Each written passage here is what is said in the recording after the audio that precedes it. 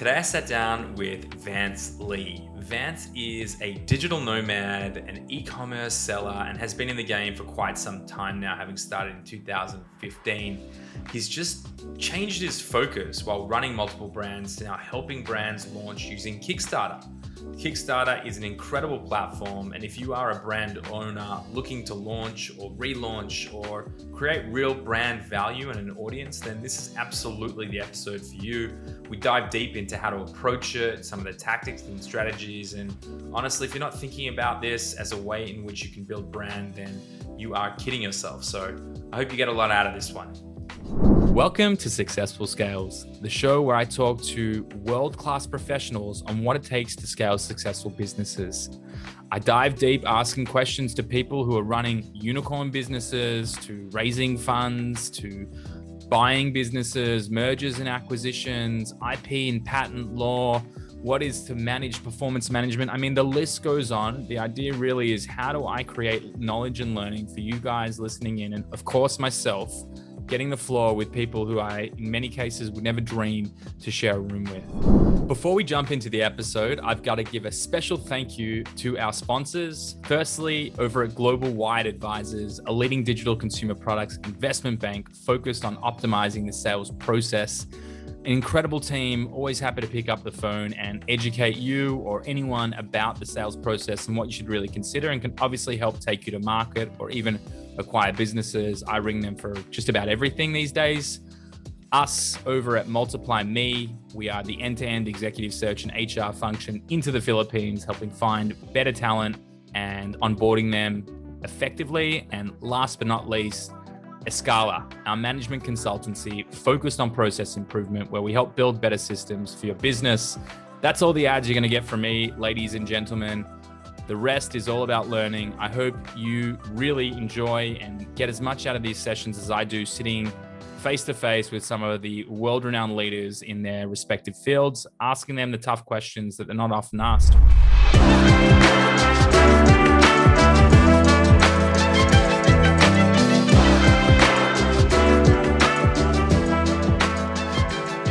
All right, Vance, welcome to an episode of Successful Scales, my friend. Thank you for having me. I'm super excited to be here. Yeah, I'm stoked as well. And like almost every single episode that I've ever recorded, we spoke way too long before actually hitting record. And dude, you just have such an interesting background. I mean, you're coming to me live from not Bali right now.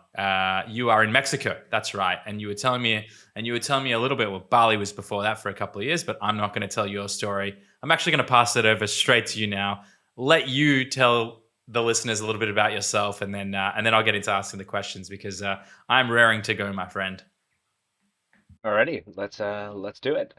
Well, I started in the startup world a while back in 2010. Back then, I had a tech startup. I don't want to go into too much details about that, but I was in the tech startup world, and eventually I moved to the digital marketing world, where I had a video production agency. And back in 2015, after I had a trip to Thailand, I decided I really wanted to create a location independent lifestyle where I could live and work from wherever. And that's really what led me to creating an e-commerce business. So that's how I started Amazon FBA in 2015. So 2015 was the intro into e-commerce for me, at least in the way that we think of e-commerce nowadays. And that led me to launching a handful of different types of brands with Amazon. I Back in 2015, I don't know if you remember, in 2016, there's an issue. I mean, it's not an issue. It's just Amazon changed their terms of service, and there's a huge shift in what we could do and what we couldn't do. So back then, it was okay to have honest and unbiased reviews. As of the middle of that 2016 year, they said, "Hey, you can't do this anymore." And I had a product that was in the pipeline, that was ready to go. And I started panicking. I had no idea essentially what to do with this, because a lot of money was invested into this product.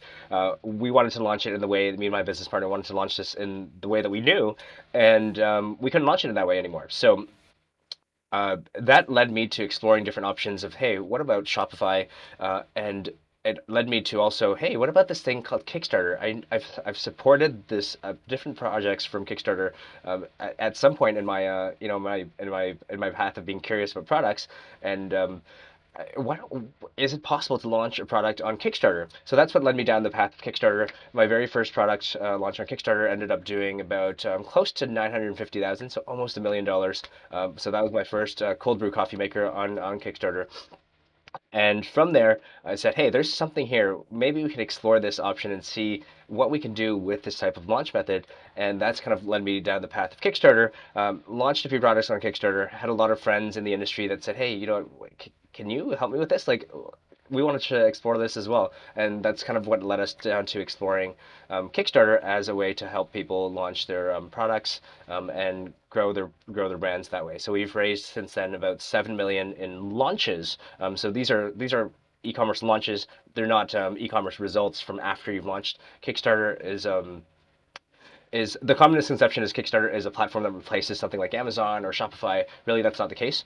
We look at this as Kickstarter is a way to launch before you start scaling into the platforms of your choice, giving some advantages. So that's what led me to where I am today, where I work with a lot of different Kickstarter campaigns, and my brands are still active, and we use Kickstarter to launch our new products.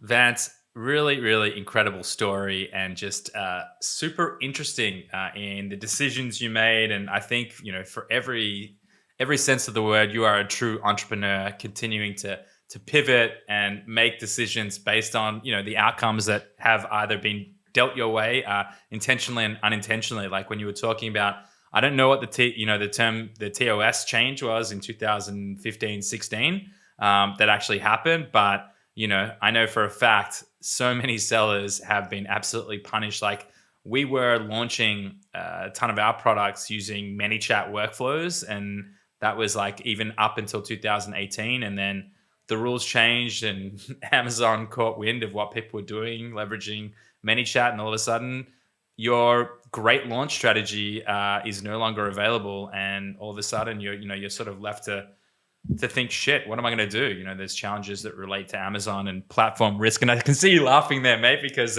we've all been through it. We've all been through the things that we didn't expect to come our way. So, mate, I want to take a step back and say, and it's funny, very timely. I mean, this will probably come out in 2 or 3 or 4 weeks from now, but I literally just wrote a post today on LinkedIn just about sort of the glorification of the hustle culture and the fact that too many people are sitting there saying you should be working hundreds of hours, 168 hours a week and focus on your business and hustle harder and all that stuff. And it seems to me, and again, I'm making assumptions, so I'll pass it over to you in a second, but it feels like to me you made a very intentional decision when you did visit Thailand and you decided to live. You had a really eloquent way of saying it as well.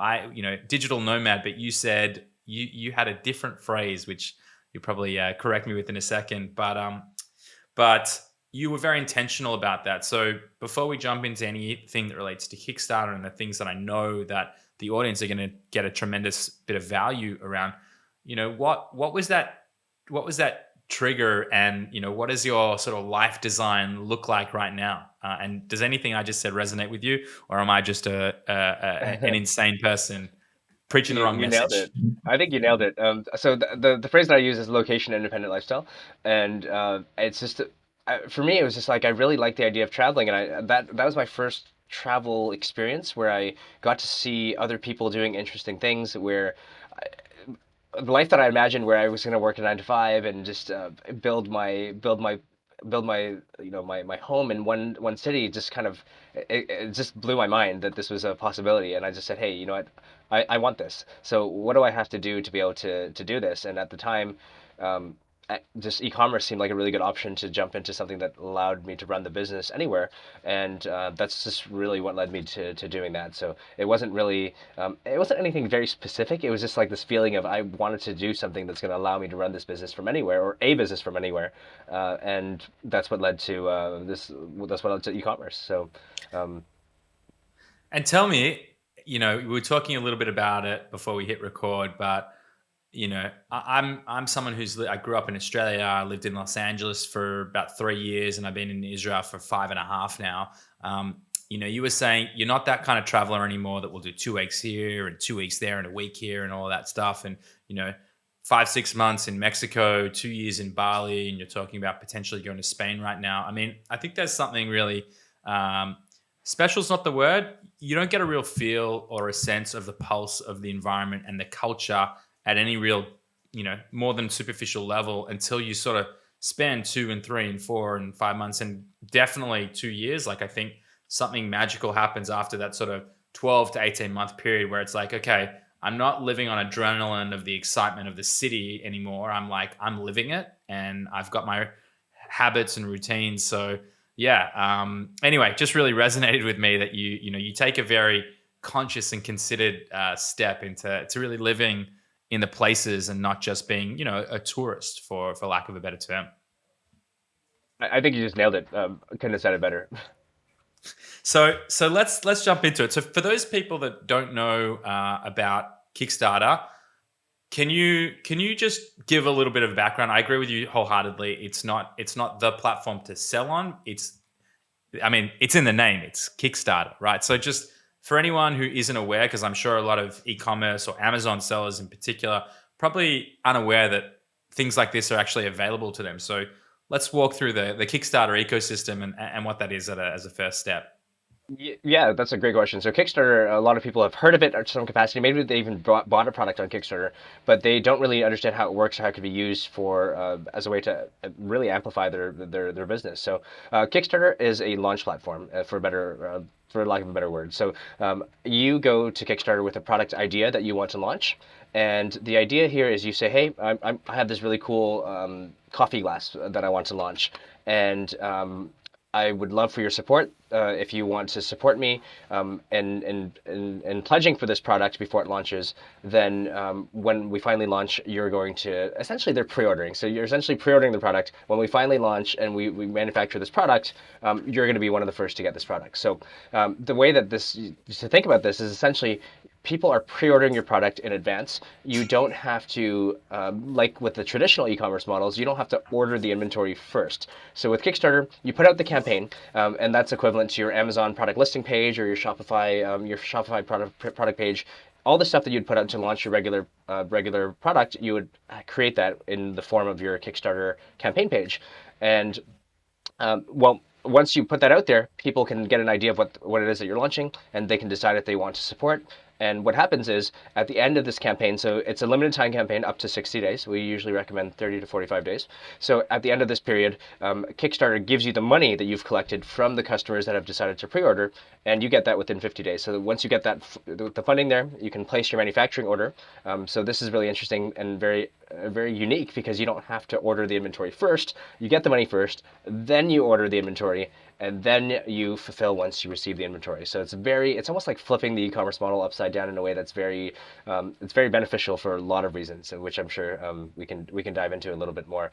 But the whole idea is you're launching a pre-order campaign, and you're able to get funds, and you're not only are able to get the funding, but you're able to start building an audience and building a community before you ever launch on any other platform. So think about how powerful it would be to have funds, have cash flow, and be able to use that as an amplifier before you decide to launch on Amazon or on your own store and Shopify.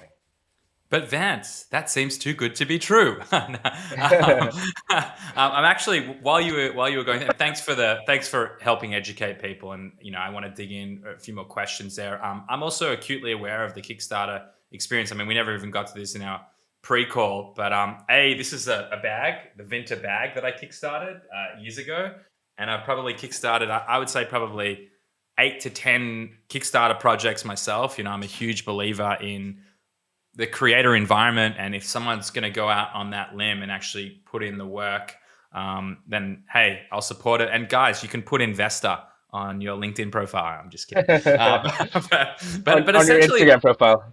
yeah. But essentially, maybe on your TikTok.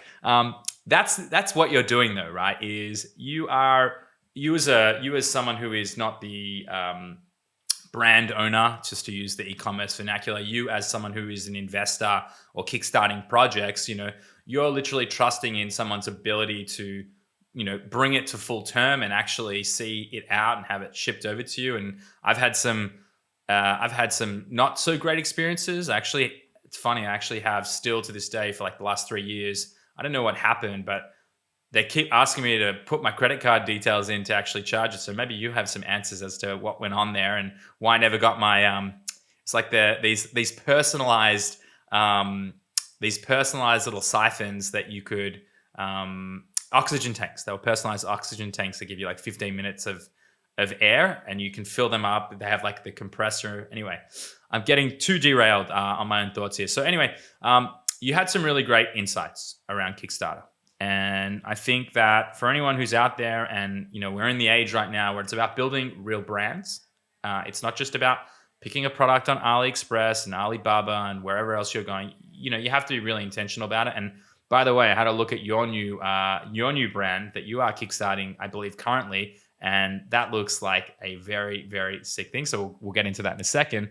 But outside of the financials, and obviously it's great for cash flow. It gives you a lot of opportunity. I mean, there's a fair bit of work that goes into running a successful Kickstarter campaign. It's not just this cool, like, I've got a product idea, let's just like throw it up there and see if it sticks against the wall. Like, the production quality of videos that I see and the work that goes into the pre-launch stuff is pretty serious. So I'd love to understand, like, what does that journey look like if someone has a fantastic idea, maybe they have the relationships already with the manufacturer, they know where they want to get to, but they're talking about 50, 100, $200,000 in upfront investments where they're not really going to see that cash replenish for a 6 to 12 month period. I mean, what does the journey look like if we're talking about pre-Kickstarter? Well, pre-Kickstarter. So this is a really good question because what happens pre-Kickstarter is almost identical to what it would take to launch that product if you didn't launch it on Kickstarter. So imagine you were going to go through this process and you wanted to launch this product anyways. We're assuming that this product is something that you're ready to go forward with. So if you wanted to do this on Amazon or Kickstarter, the process would have been the same for product development. You would have had to go through finding your manufacturer, going through prototypes, sample making, all that type of stuff that's pretty standard to launching a product. You'd have to go through that anyway. So this isn't unique to Kickstarter or Amazon or Shopify or Walmart, wherever you want to launch. Same thing you have to do. So the thing that's a little bit different, which you've hinted at, is the aspect of investing in higher quality assets. The good thing to note is that when you launch on Amazon, you have to make your photos. You have to make. Some people are arguing that you don't need to make videos nowadays. I completely disagree. I think you should be making videos. You should be making good quality videos, whether it's for ads or for your product listing page. You should be doing that, and copy. So all these things that you need for whether you're launching on Amazon or Shopify.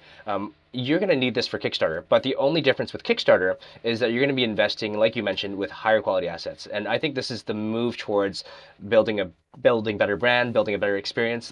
So we're shifting towards this direction anyways, and using Kickstarter as almost an excuse to create better assets is, I think, one of the best ways to amp up the quality of your brand. So you're not doing anything new here, because if you wanted to launch this product on Amazon, you would be creating these assets anyways. You're just going to be creating higher quality assets is what we highly recommend when we launch Kickstarter.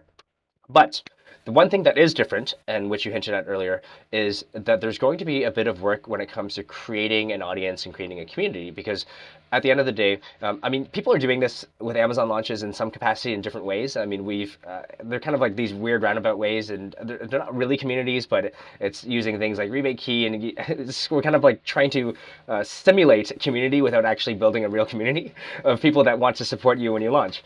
But the idea here with Kickstarter is we're going to be investing, at least with our approach, we like to really invest a lot of time and effort in building an audience and a community that care about your brand and the product that you're launching, so that these are going to be eventually people that actually support not only your product launch, but maybe your product launch number 2, or your brand when you decide to launch on Amazon after Kickstarter, or when you decide to launch accessory number 1. The whole point here is that you want to create an opportunity where you are building an audience that care about what you do, and this is going to change the game for you in e-commerce. My biggest issue when I was launching products on Amazon in my first few years of doing this was that it didn't make a difference that I was in the kitchenware category. It made no difference that I was launching my product 2, product 3, product 4. People just didn't know, or they didn't care. So it made no difference that I had successful products before. I just had to start over from scratch almost every single time.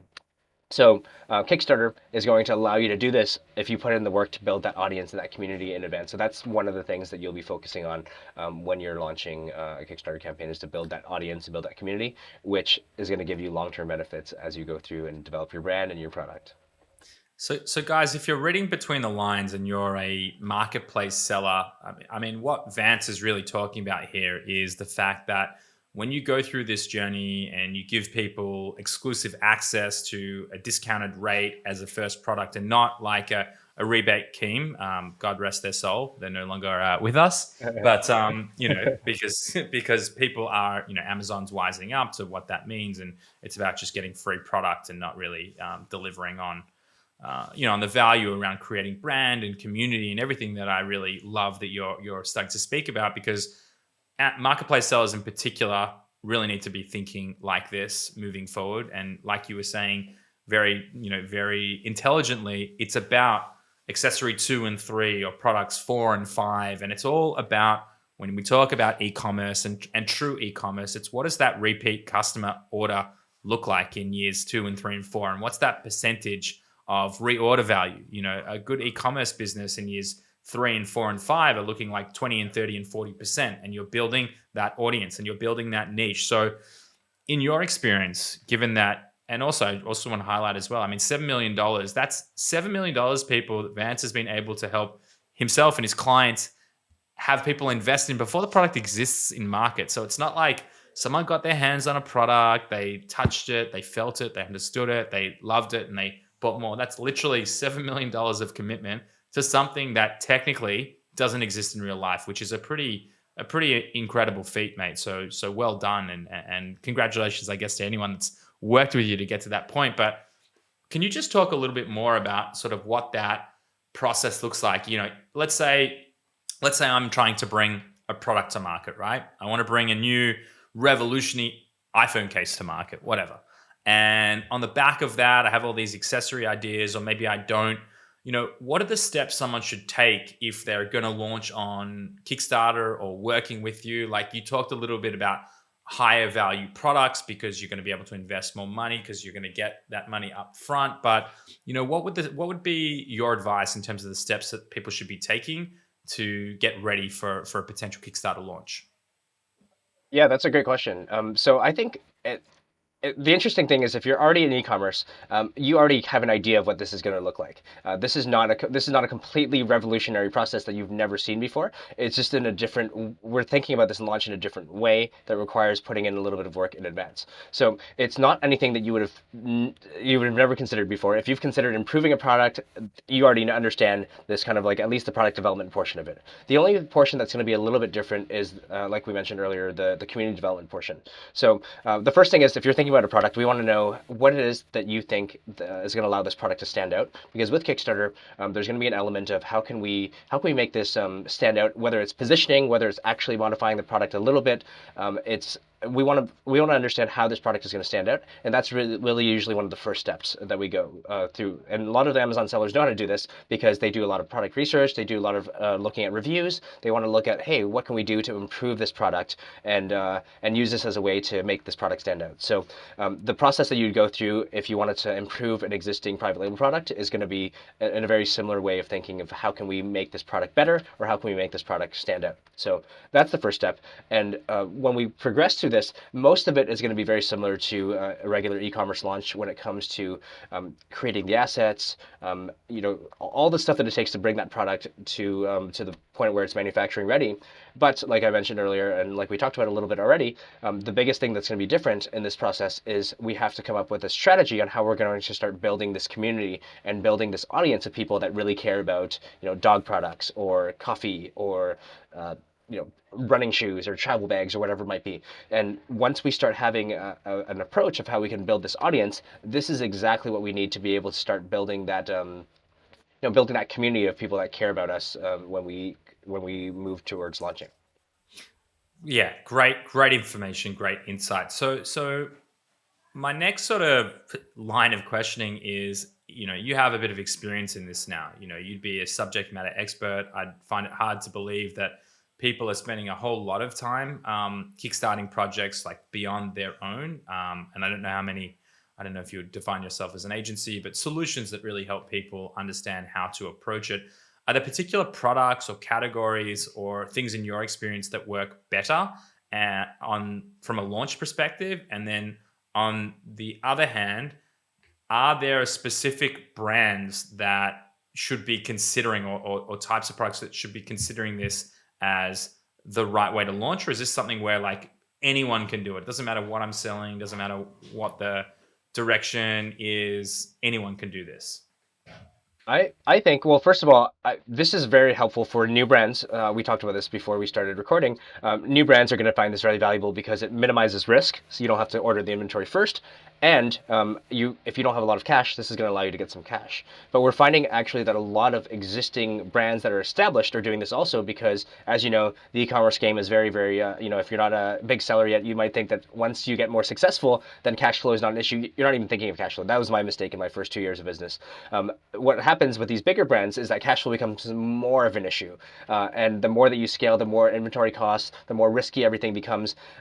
Actually, this type of pre-launch model allows you to get ahead of cash flow so that even these bigger brands that are looking at that have funding to be able to launch products are using this as a way to improve their cash flow, but also to start developing all the other benefits that we talked about, which is developing an audience and starting to build some sustainability by having a community to support them. So this is for beginners. This is for people with existing large brands. We've seen even really big brands like consumer brands that are launching on Kickstarter just as a way of starting to build an audience that way. So this is really for everyone. In terms of product category wise, we've seen so many different examples of products be successful in almost every single category. And the most interesting one I like to share about is one that we worked with, which is a Chinese chili hot sauce. So if you can imagine this like chili hot sauce that if you go into a grocery store and you look at the bottom of the aisle, it's like a $2 item that's like Chinese hot sauce. This girl was she was a chef. She had no idea. She's never done e-commerce before. She had no idea how to launch a product, but she came to us and she said, hey, I want to launch this product. And we said, why not? Why not consider launching on Kickstarter? And so long story short, she launched on Kickstarter. She did really, really, really well. She raised about $120,000 on Kickstarter. But I always say that Kickstarter is not the main event. Kickstarter is this precursor to what you're going to do after Kickstarter, which becomes the main event. So she took this result of launching and raising $120,000, but she built an audience and built a community of people that really cared about the way that she branded this hot sauce. She went on and scaled to Amazon. I think the last time we talked to her, she was doing $250,000 a month with hot sauce on Amazon.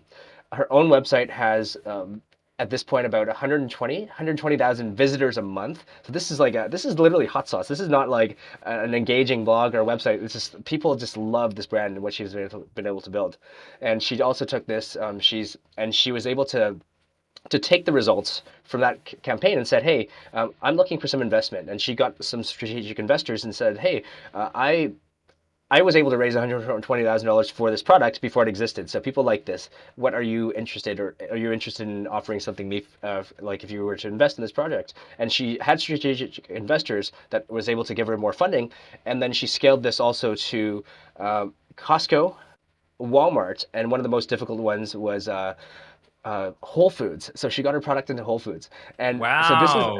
it's crazy, right? Like you can think about just the idea of being able to create some foundation for a brand that people care about. And then you can take this and diversify this into a lot of different channels and be able to grow like crazy and she has 100,000 followers on Instagram. It's like ridiculous. And it's crazy what you can do once you build an audience and a community that really care what you're doing. And it doesn't have to be a revolutionary product. It just has to be something that people connect with your brand and they like what you're doing. And this is a great example of that because it's a $2 product at the bottom of the grocery shelf that she's now selling for $15, and she's launched like new products every single quarter around this niche. Wow, that is an incredible story, an incredible journey to help really, get her start in the space. I mean, that's just unbelievable to go from a $2 bottle of hot sauce to kickstarting it and raising that much capital against it. So then leveraging that to both build the e-commerce footprint, get funding and investment from a strategic, and then moreover, take it to Whole Foods, which is impossible to get into. I mean, Walmart, sure, people are able to achieve, but Whole Foods, you're you're already a pretty serious player. I mean, it'd be interesting to see if that price point makes sense for a Costco, because then you've really, the economies of scale when you talk about a Costco is just tremendous. So, um, you've led me to a question actually, and I mentioned to you I've had a bit of experience buying on Kickstarter. I've also launched two or three things myself on Kickstarter. One of the things that I was a part of was when I worked at a creative ad agency. We launched something called Fred Water. It was literally just this like metallic water bottle. We looked to raise $50,000 and we did $200,000 was the target. And they actually always had the intention.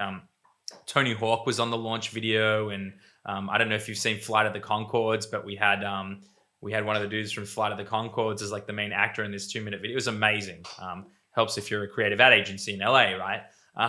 But my question in all of this to you is there a specific target that people should be looking to launch at from a price point? Is it success to you hitting that goal? Are you trying to 2 and 3 exit? Should people be thinking, well, I just need to get to a $50,000 or $100,000 product run, so that's all the money I'm going to take? Like, what helps decide how much you should look to raise, and how important is that? Obviously, to hit the goal, if you don't actually hit your goal, you don't get funded. So you have to hit that goal, as I understand it. But yeah, what are some of the strategies that people should be considering when they look to launch? Sure, yeah. So that's a great question, and I think this is going to be depending on your own personal goals. So if you need to raise enough, if you want to raise enough to put in your first manufacturing production order and have a little bit of extra cash for whatever it is that you need to operate the business, maybe that should be your goal. If you're actually looking to say, hey, I want to, it doesn't matter. I don't need this cash. I actually have cash already. My goal is to build up a massive audience. So I can set my goal to be a little bit lower. It doesn't matter what, like I would have put that money down for inventory anyways. I would have put that $100,000 down for inventory anyways. The fact that I raised 20, 30,000, this actually helps my situation. And I'm better off than I would if I hadn't done this. So in that case, you might set a lower goal, and you might price things accordingly, either as a lower price. You're not aiming to be as aggressive when it comes to profitability for the individual items that you're selling on the campaign. But your goal here is to get as many customers as possible, new customers, and you can build an audience that way. So there's lots of different goals that you can have, but the idea is, when it comes to setting your funding goal, we generally recommend keeping it pretty low, generally within the range of 10,000 to 30,000. You want to hit your funding goal within the first 24 to 48 hours, because that's what allows you to kind of get the boost within the Kickstarter algorithm.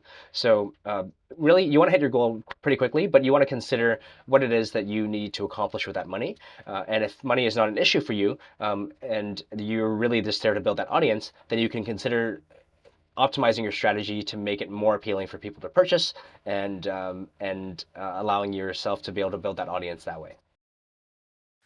Mate, amazing insights, amazing feedback. There's no way I can go through this entire podcast and us not talk about what you're currently kickstarting and what you are like, I don't know, 10 times north of what your targeted goal is in your revolutionary coffee cup. So, I mean, you're literally living and breathing and practicing exactly what you preach here. And I'm literally looking down at a high quality video as we sit here talking, understanding that, the proof is in the pudding here. So, mate, tell me a little bit about I'm curious to know, I'm sure listeners are curious to know, but a little bit about your current project, and congratulations for having it already kickstarted. Yeah, thank you. So this most recent launch was a coffee glass. It sounds kind of woo-woo actually. It's a coffee glass that enhances the taste and the smell, so it makes your coffee smell and taste better. So this sounds kind of ridiculous, but we actually got this idea from the wine and whiskey world, where people are really into enjoying like the smells and the flavors of wine, but also whiskey, where they have the whiskey snifters where they swirl it and they kind of like smell it first. So we noticed that this didn't exist for coffee, so we just said, okay, why don't we make this for coffee? But actually, this idea really did come from our original community. So we had our original campaign, the one that we launched prior to this.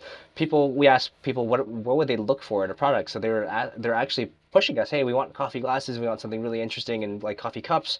So this is what actually triggered us to be able to move in this direction. So the other benefit in building an audience is that they can tell you what they want, and they can tell you, hey, I want this product, I want to see this product, and that gives us an idea of what we can create that is going to be catered to our audience.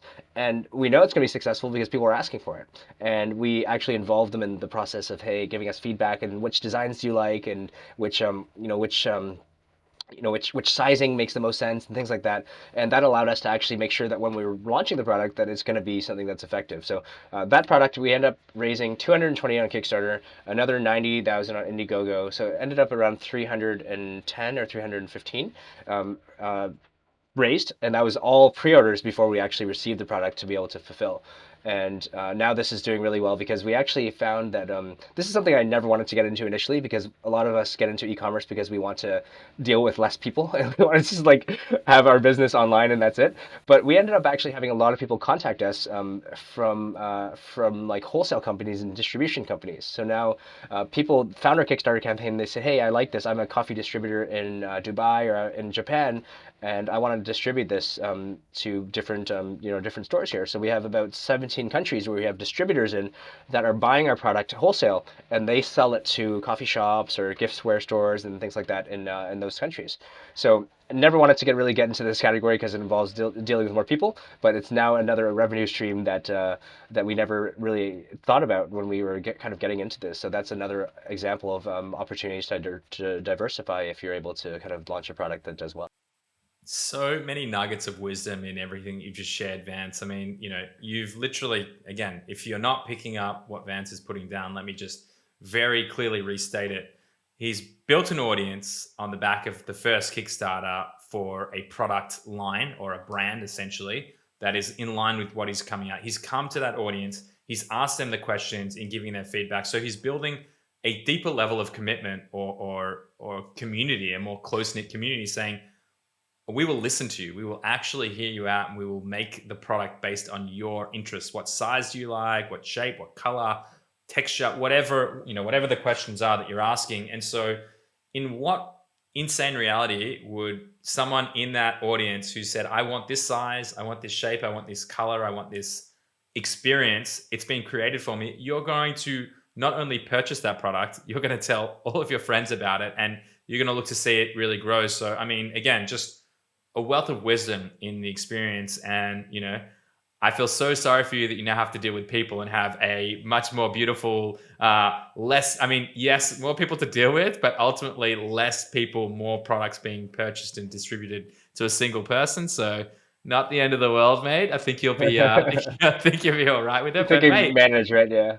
yeah. You got to just hire someone, mate. You got to delegate that responsibility to someone who really enjoys dealing with people and wholesalers. But mate, congratulations. That's really incredible here. I know we're really coming up against the clock here. So, I mean, before I let you go, and I wish we could just keep going on and on, because I feel like we're only scratching the surface now as to the power of what you can provide, and Kickstarter, and the opportunity for brand owners at any stage of their journey. I mean, if anyone was interested in launching on Kickstarter, needed some help getting in touch with you, I'd love to just hand it over to you, and tell me a little bit about your services. Anyone who might want to work with you, how would that look like? And what's the best way to get in touch? Cool. Yeah. Thanks. And well, I think if you're up for it, we should definitely do a round two, because like you said, we've just scratched the surface, and I'd love to go deeper into seeing how we can explore some of these things that will help for your audience consider like an interesting way to launch that most people have never thought about. So, if you're up for it, let me Absolutely. know, and we can make that happen. And Absolutely. so, yeah, in terms of working, if you're interested in the pre-order launch model, we have a bunch of free resources. So if you go to our website, livemyplayground.com, you're able to just opt in, get some free resources from us that gives you an understanding of what the process looks like. It's a three-part video training series, so you can get that all for free. If you're interested in in kind of pursuing a product launch, and you have a product launch kind of coming in the works already, we have a program that we call the Launch Accelerator Blueprint, and this is pretty much a system that we've created based on our own launches, the agency clients that we used to work with, in a way that you can kind of go through this on your own pace. And we're actually accepting a few more people that we're going to be inviting into our case study program. So if you're interested, check out livemyplayground.com and jump jump into that and just put your email down, and we can get in touch. And we'll also be offering a few strategy sessions for people that are uncertain about their product idea. So if you're like, hey, you know what, I'm not sure if my product idea is a fit or this niche works, we can have a quick call. And the idea from this is by the end of the session, we'll be able to find out and give you kind of an idea of if your product concept can work, if has a little bit of room for improvement, and we can kind of give you some ideas for that. That's what we offer absolutely free. We'll have a few sessions available for the Successful Scales audience. Amazing. Well, mate, thanks so much for coming on. I'll put those things in the show notes. And mate, awesome stuff. Thanks again. Thanks for having me, man.